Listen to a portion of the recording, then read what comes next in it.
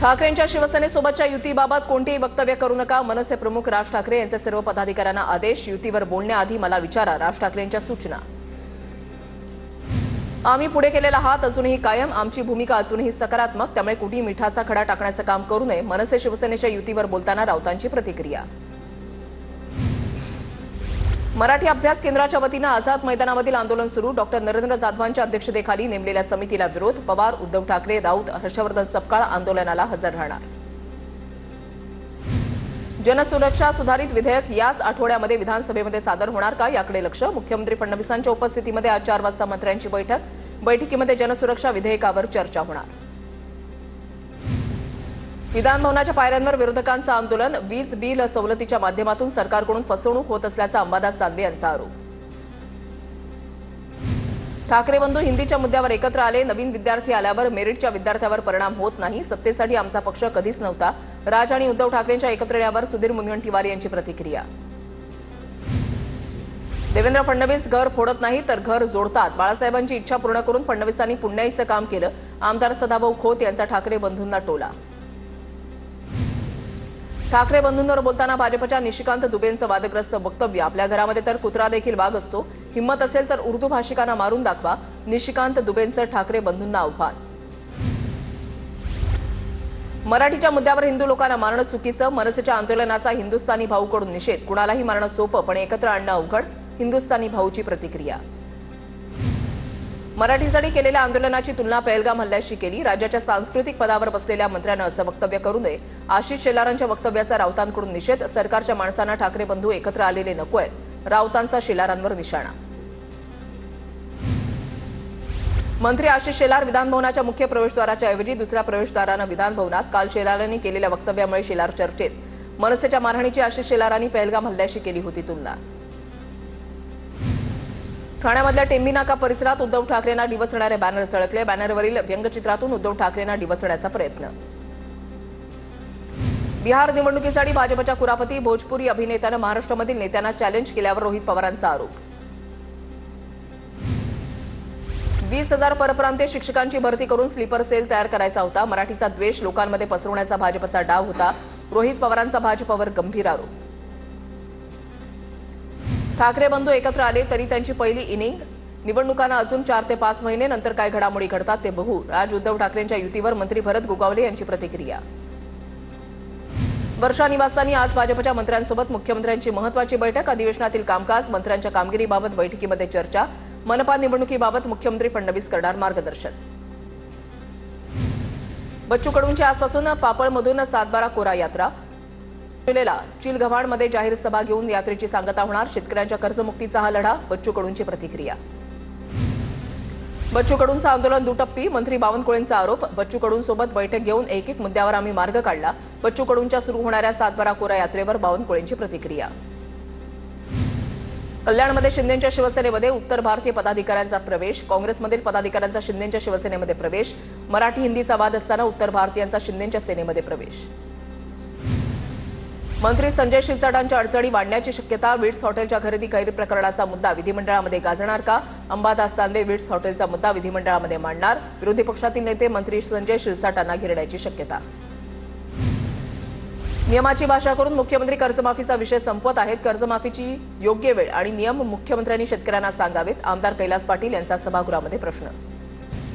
सत्तेसाठी आमचा पक्ष कधीच नव्हता. आम्ही कायम जनसेवेसाठी आहोत. भाजप नेते सुधीर मुनगंटीवार यांची प्रतिक्रिया. मला पक्षाच्या बैठकीमध्ये बोलावलं जातं. माझी कोंडी होण्याचा प्रश्नच नाही. मुनगंटीवारांचं स्पष्टीकरण. कायद्यानं काम करायचं नसेल तर आम्हाला कायदा हातात घ्यावा लागेल. दिव्यांग आणि शेतकऱ्यांच्या प्रश्नावर बच्चू कडू जिल्हाधिकाऱ्यांवर संतापले. यवतमाळच्या उमरखेड नगर परिषदेचे मुख्याधिकारी चुकीच्या पद्धतीनं आस्थापनांचा खर्च वर्ग करत असल्यानं कडूंचे खलीबोल.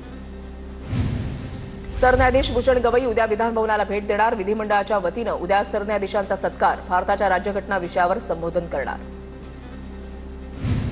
एमआयएम आणि चंद्रशेखर आझाद यांच्या भीम आर्मीसोबत युती होणार. सूत्रांची माहिती. भीम आर्मीच्या पदाधिकाऱ्यांकडून जलील यांची भेट. भेटीदरम्यान युती करण्यासंदर्भात प्रस्ताव दिल्याची सूत्रांची माहिती. अहिल्यानगरच्या भंडारदरा धरणामधील पाण्याचा विसर्ग वाढवला. भंडारदरा धरणातून 10,000 क्युसेकनं पाण्याचा विसर्ग. सततच्या पावसामुळे भंडारदरा धरण 75% भरलं.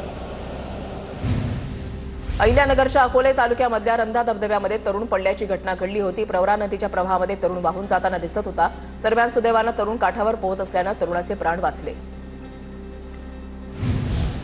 नाशिकच्या गंगापूर धरणाचे सर्व दरवाजे उघडले। धरणाच्या 9 दरवाजांमधून 5186 क्युसेक वेगानं पाण्याचा विसर्ग। सध्या गंगापूर धरण 61% भरलं।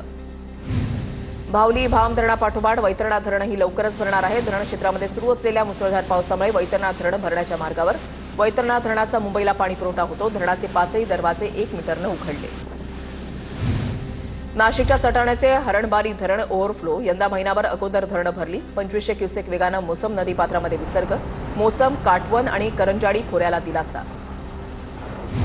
नाशिकच्या दिंडोरी तालुक्यामध्ये पावसाची संततधार। पुणेगाव धरण 75% भरलं। उनंदा नदीमध्ये 100 क्युसेक वेगानं पाण्याचा विसर्ग। वणी आणि चांदवडच्या पाणीपुरवठा योजनेला दिलासा। नाशिकच्या गंगापूर धरणातून 5186 क्युसेक वेगानं पाण्याचा विसर्ग। गोदाघाट परिसरात पाणी पातळीमध्ये वाढ। दुतोंड्या मारुतीच्या कमरेच्या वर पाणी।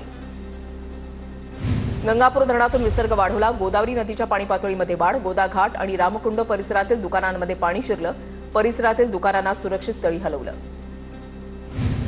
कर्जतच्या खांडस गावामध्ये घरावर झाड कोसळलं। सुदैवाने यात कोणतीही जीवितहानी नाही। घराचे पंचनामे करून नुकसान भरपाई देण्याची मागणी। नागपूरसह विदर्भाच्या अनेक भागामध्ये संततधार पाऊस। पावसामुळे खरीप पिकांना मोठा फायदा होणार। शेतकऱ्यांना मोठा दिलासा। गोंदिया जिल्ह्यामध्ये गेल्या 2 दिवसांपासून मुसळधार पाऊस। शेतकरी शेतीच्या कामामध्ये व्यस्त। पावसामुळे जिल्ह्यातील तलाव, नदी नाले प्रभावित।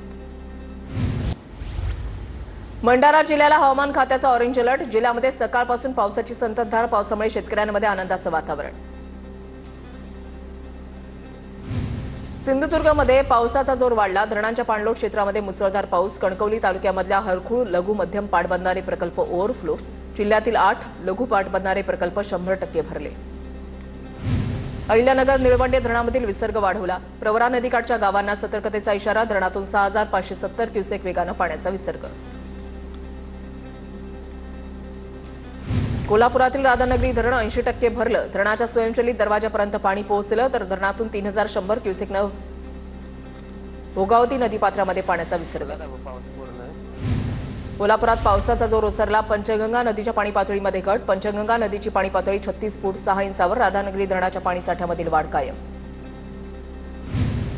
पालघर जिल्ह्यामध्ये आज पावसाचा रेड अलर्ट। जिल्हा प्रशासनाकडून आज पालघरमधील सर्व शाळांना सुट्टी जाहीर। पावसाचा जोर कायम राहणार असल्यानं प्रशासनाकडून सतर्कता।